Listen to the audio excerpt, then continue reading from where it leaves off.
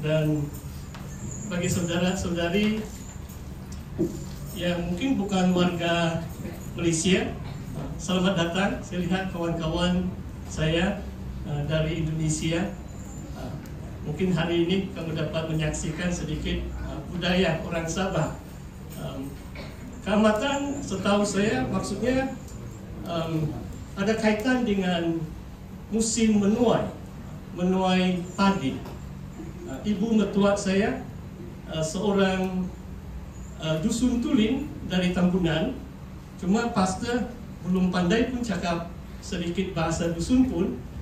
Cuma waktu penari rebana itu tarian pembukaan, melalui tarian itu saya diyakinkan kenapa saya berada di tanah air saya, berada di negeri Sabah.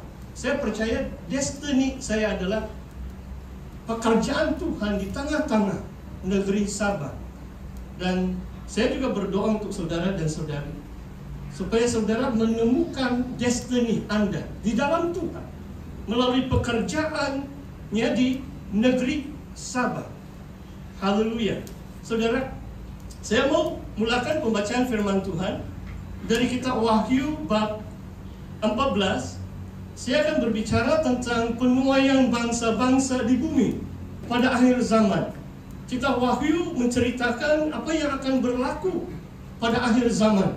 Dalam bab 14 kitab Wahyu, saya bacakan di sini. Banyak ini firman Tuhan, mungkin lebih 10 hari ini.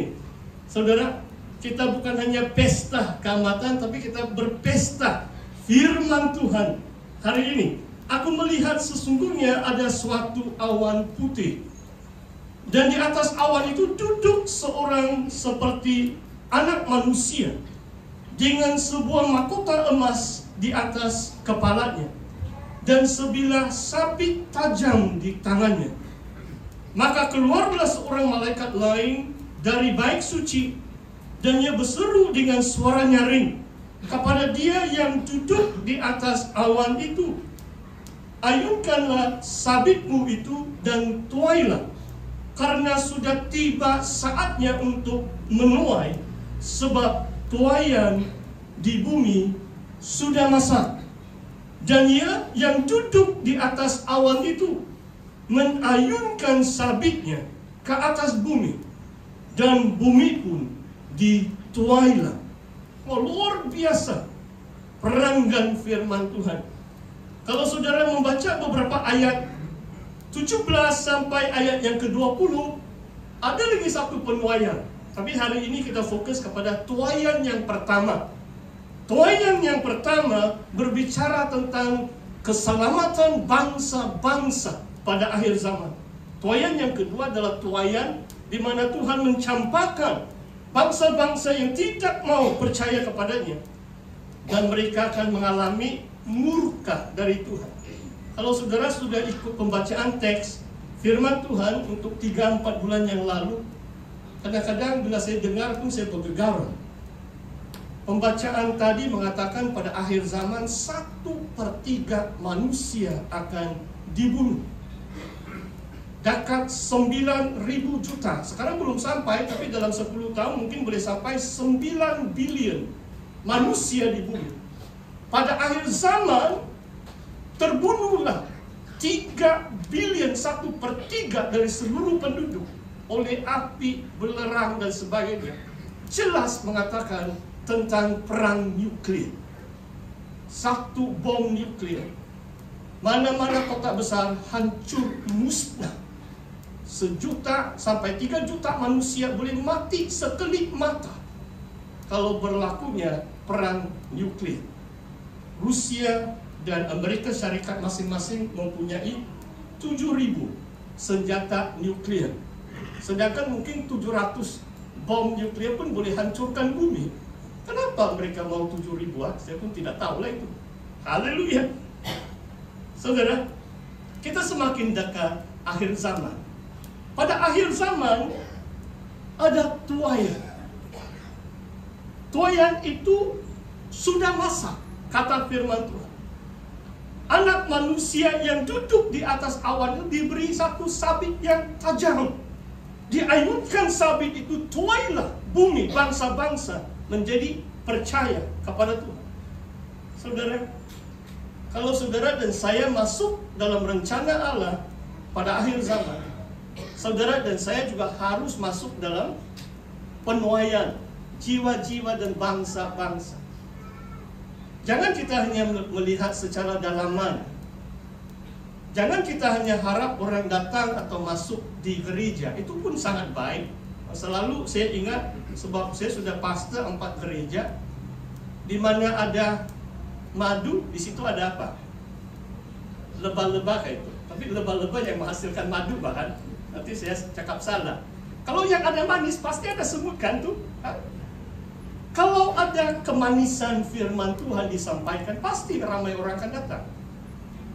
Mungkin cara pastor tidak begitu baiklah, sebab tidak begitu ramai orang juga datang. Tapi juga saudara, jangan kita hanya harap orang masuk dalam gereja. Kita harus keluar, membawa orang. Bukan masuk gereja. Masuk gereja tidak menyelamatkan siapa-siapa. Membawa orang untuk terima Tuhan Yesus sebagai Tuhan dan Juru Selamat dalam hati mereka. Itu yang menyelamatkan.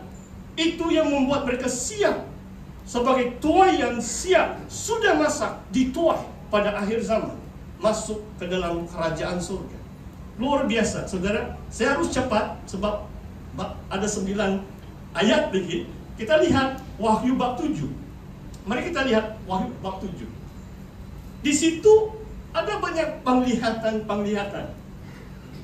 Nanti hujung bulan depan, kalau Tuhan izinkan, saya akan mengupas lebih banyak tentang akhir zaman dalam seminar akhir zaman.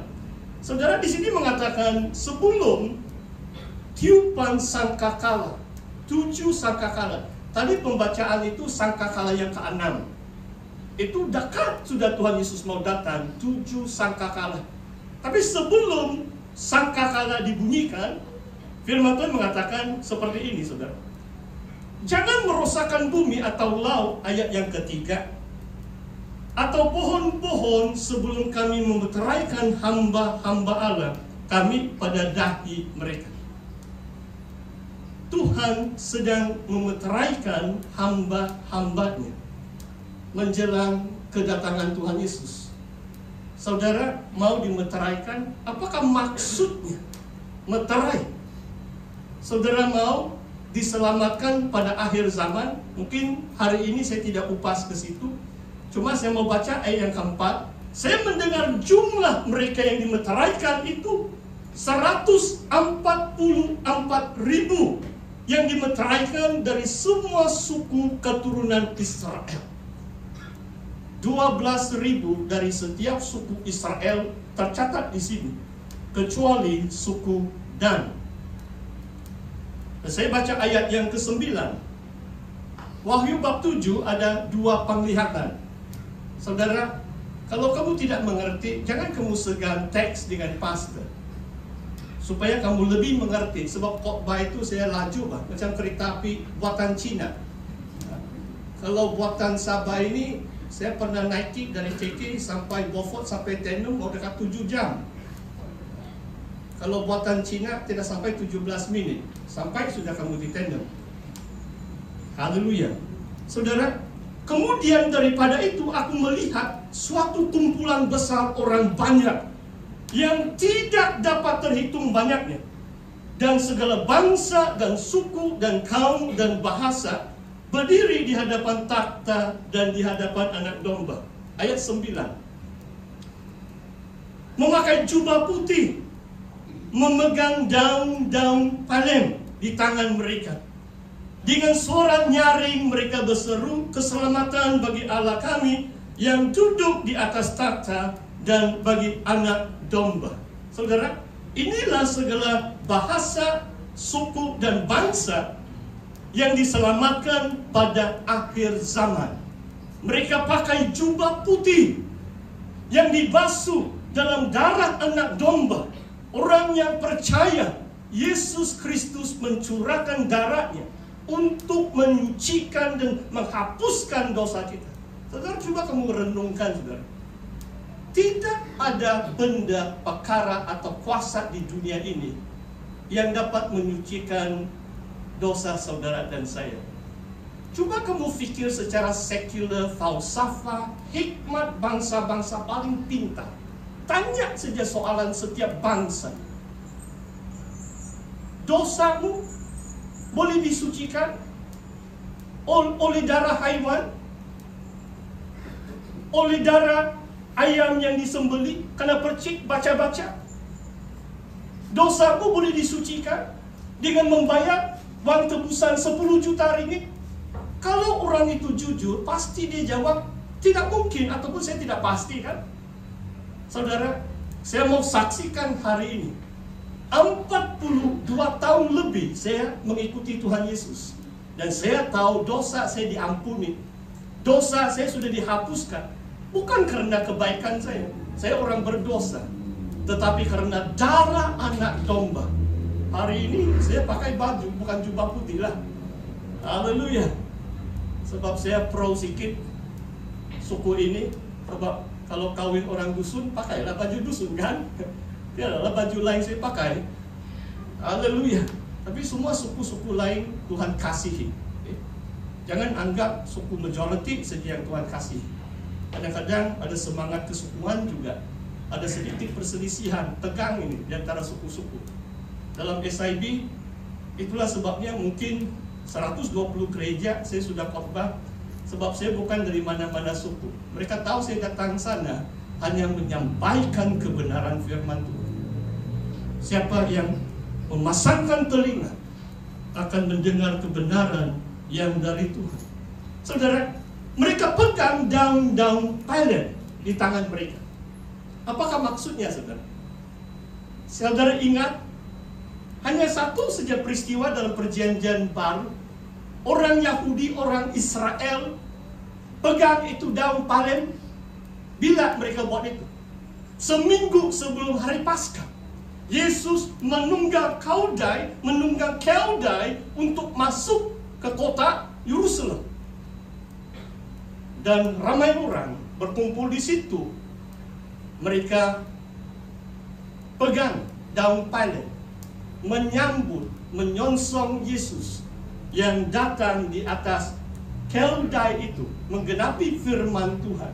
Raja yang layak duduk di keldai itu seperti Daud, seperti Salomo yang menggantikan Daud, duduk di atas keldai. Dia diurapi oleh Nabi waktu Salomo menggantikan Raja Daud. Maksudnya di sini adalah, kalau saudara dan saya mau terselamat, tergolong di antara segala bangsa dan suku dan kaum dan bahasa, saudara dan saya harus selalu menyambut, kan? Kita selalu pakailah atau pegang itu daun palen. Mungkin tahun depan kita buat itu secara simbolik lah. Maksudnya hati yang ikhlas mengasihi Tuhan, menyambut Yesus dalam hati, mengizinkan Tuhan menjadi raja dalam kehidupan kita. Tidak guna kita mengaku secara bibir, tetapi tidak melakukan perintah-perintah Tuhan. Hanya pengakuan bibir itu tidak menyelamatkan kita. Berbahagia orangnya bukan hanya mendengar, tetapi melakukan firman-Nya. Saudara, 12.000 kali 12.000 dari suku-suku Israel tergolong pada ayat 9 ini. Ayat 9 tidak dikatakan orang Israel itu macam ada kelebihan. Penglihatan yang pertama, Tuhan tahu di antara bangsa pilihannya siapa yang dia mau selamatkan. Bukan untuk manusia yang tahu. 12.000 itu cuma simbolik. Cuma simbolik, hanya Tuhan yang tahu siapa di kalangan orang Yahudi bangsa Israel yang akan diselamatkan pada akhir zaman, yang berdiri di depan takhta Tuhan adalah segala bangsa, suku,